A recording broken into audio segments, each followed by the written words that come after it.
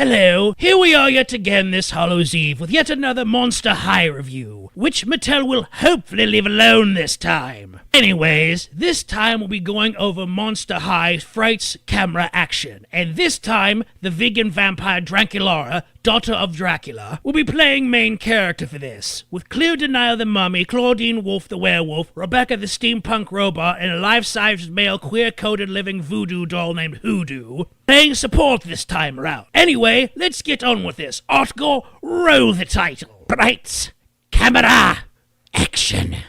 We open our what I will charitably call a story at a movie theater where everyone is watching an in-universe version of Twilight in case you needed a hint as to what time this was made. But with the twist that it's historical fiction about the last vampire queen and why there isn't one now. Which Draculaura gets pissed about because it wasn't historically accurate and complains about how everyone is depicted wrong because she knew them and was there when it happened, and Draculaura is apparently over 400 years old and yet is still in high school. Are they implying that beings who don't age in this movie's universe have to repeat the same grade over and over again because they don't age? Being trapped in high school for all eternity. Not even I'm evil enough to put someone through that. What monster came up with that? And are they accepting apprentices? I could really use the pointers.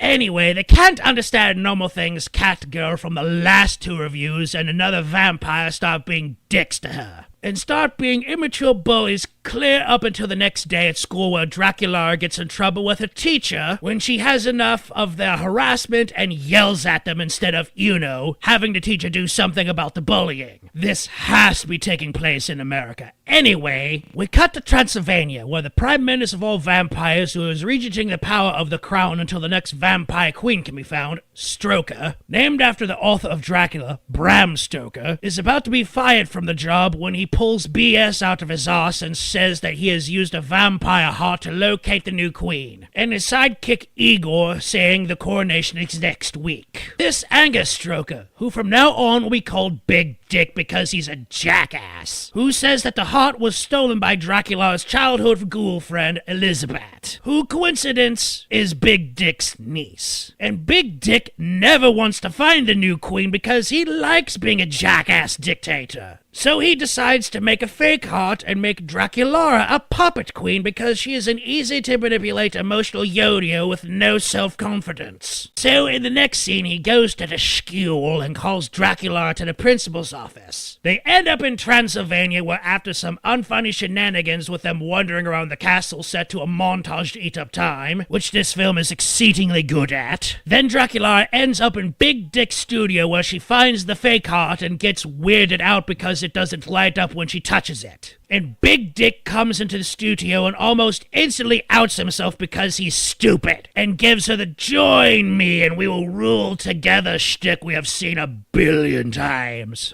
She runs off, tells her girlfriends about it, and they come up with the idea that Dracula will go along with it and use it as a distraction so that the ghouls can find clues to the real heart so they can find the real queen. So after some more time-killing shenanigans, they go find out that Big Dick's niece is the true queen and took the new heart and ran off to London and left another clue there because she needs to hide because she cannot overpower her uncle. So they ditch Big Dick, who sends Igor to try and stop them. They go to London, pick up Claudine's older sister who is studying theater there because we need someone to pick up exposition dump duty, find the next clue, and head to Boo Orleans.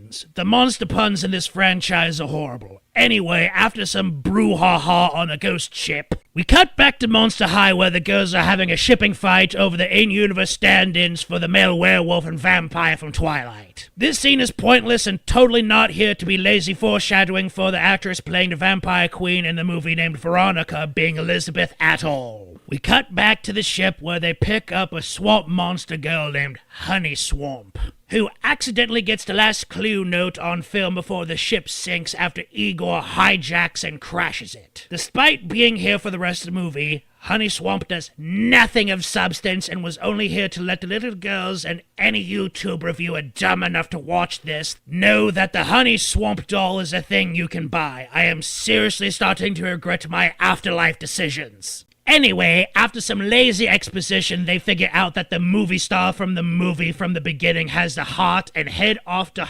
Hollywood. Did I mention that these monster puns are terrible? Because if I haven't, then I totally should have. After they get to Hollywood, the writers waste a good minute of our time with a montage of the main ghouls bullshitting it up. Like they have all the time in the world and aren't pressed for time because Big Dick is a vampire supremacist that wants to oppress everyone else. Did I forget to mention that? Because, yeah, that's the only reason Dracula never took him up on his offer to be kept political puppet. If he wasn't a literal vampire Nazi, she would have willingly been Big Dick's puppet, and the others were actually encouraging her to do it. So yeah, not the most likable bunch for a main cast. Then, after they get to the studio where Elizabeth is at, Cleo threatens to have the god just doing his job fired because she's a Karen rich bitch whose family actually owns the damn movie production studio. And after Big Dick gets mad at his stooge, he turns into a bat and flies off to Hollywood to try and make his incredibly stupid, easily to foil plan to work.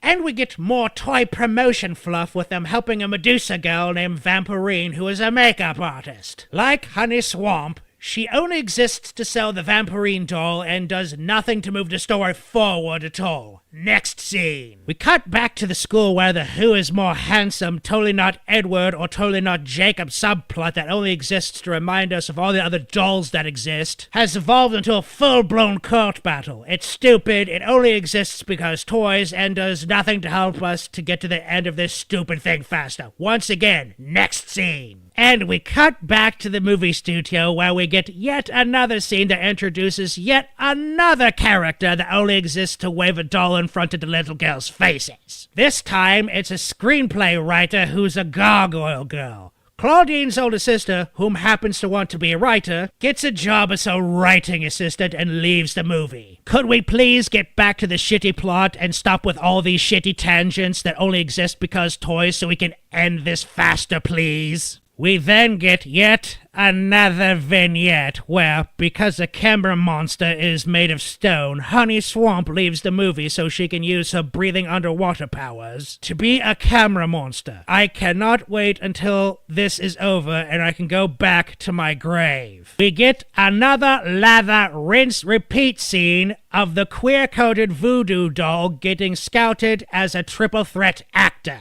He leaves the film and why were any of them here if they were not going to contribute to the film in any way, shape, or form? Bad writers. Bad!